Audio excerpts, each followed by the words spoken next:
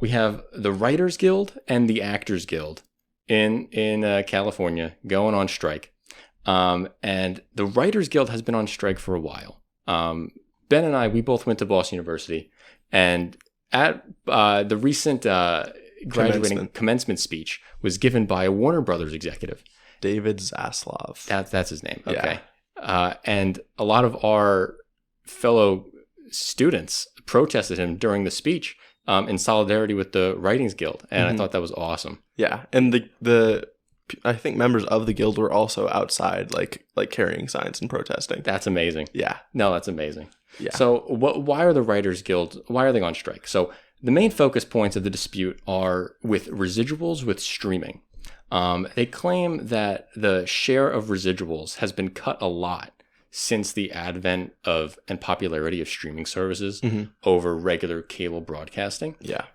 Which as a consumer, I never even thought about. Like I just thought I thought it worked the same. It's like every time I stream Friends on HBO Max, what's his name? The guy who plays Chandler Bing gets a check in the mail. Like I just thought that was still happening. Yeah. I guess not.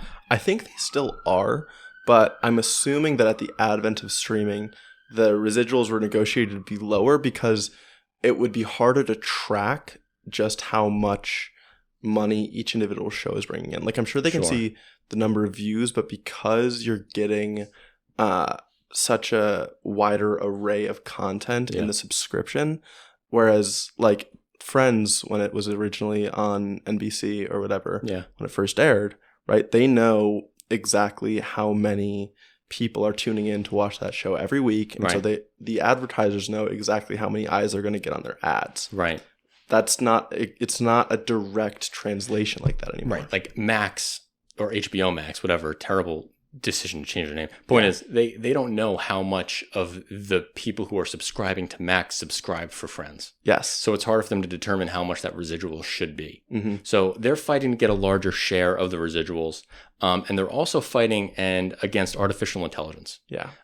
They are worried that ChatGPT is going to be used to basically write scripts that writers should have been writing and have been writing since the beginning. Yeah. You know? And so I actually read, there's a sheet, like a 2-page sheet that outlines the specific proposals that the Writers Guild has made, and that AMPTP, which is basically what the studios negotiate under. So you'll have Disney, Universal, all of these studios, Netflix negotiating under a joint banner. And on the AI proposal, what WGA has proposed, there's been no counteroffer from the studios, from AMPTP, and that's true for a lot of their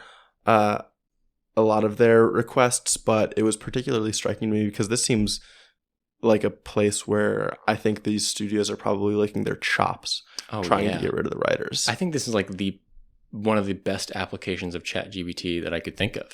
It's journalists who write news stories and writers who write, pretty standard sitcoms and stuff like that. I feel like that's like the perfect area for ChatGPT to really take up a lot of the market and do a lot of damage to the labor market. And it's funny because, or it's not funny, but even with the advent of streaming shows, the transition from a 22 episode season that goes from September through May, right? To a streaming show that usually has maybe 10 episodes per season at most. Writers generally have just been working for much less time because there's a lot less to write. Yeah. So pre-production, they work for less time. During what it's called is post-greenlight, when the show's actually filming, they're working less. So, and since they're paid on a weekly basis, they're getting paid less. So they're asking for greater assurances as far as how long they get to work, how many writers you have in a writer's room at once, because since these are smaller series, they can do it with fewer writers. Right. And of course, AI is only looking to further that decrease in dependency on them. Definitely. And so the Writers Guild is trying to yield writers about $429 million more a year. That's what they're aiming for. And then AMPTP's offer is about like $86 million more dollars. So that's currently the divide. Yeah. It's a pretty massive chasm. And they've been on strike for like at least over a month now, right? I mean, it's got to be at least a month and a half, maybe 2 months by now. Yeah. So how this breaks, I don't know, but they recently got a lot of backup. Oh, yeah. Because the Actors Guild is now going on strike. And the Actors Guild is going on strike for fairly similar reasons with the AI stuff. And residuals. Yep. And it looks like, they have very similar interests, the writers and the actors. So they're going to be great allies in this fight. Definitely. This is the first time that the Writers Guild and the Actors Guild is on strike since the 1960s. And in the 1960s, Ronald Reagan was the president of the Actors Guild representing them, which is hilarious. Which is actually why Ronald Reagan was very popular with union guys when he ran for president, because he was the head of a union. That makes sense. Yeah. And so, one of the things that they're talking about with AI is how extras could be used, like to film for one day. They'll scan their face, and then they won't need to pay the extra for like the rest of the 20 days of filming, because they can just input that AI generated face off that scan throughout the background, and they don't need them for the rest of the days. Yeah. This is tangential but related. I just saw an interview where someone was talking about what the future of entertainment might look like with AI, and someone was describing like you might have just vague ideas of the genre you want to watch, the amount of time you want your story to go. Maybe you have an actor in mind, and maybe you can just input that into an AI generator and you can get a film made for you. And something like that, they would find ways to massively compensate big actors who are being chosen as faces for these films all the time, right? Yeah. But everyone else is going to get nothing. It's going to be completely out of work. So choosing now as the time to fight for their rights is crucial. The one other thing I want to stick on this $429 million a year. There was a breakdown of what this would cost the different studios. Disney was leading the list at $75 million. That's it? That's nothing to Disney. That's nothing to Disney, and it's nothing to any of the rest of these studios, which to me just really emphasizes how much corporate greed we're seeing here. Yeah, well, we can see, this is a good quote that was from an anonymous AMPTP executive. He said, "We are going to allow things to drag on until union members start losing their apartments and losing their houses to force these unions into a less favorable negotiation." That's a quote from the guy. What a piece of shit. Oh, it's horrible.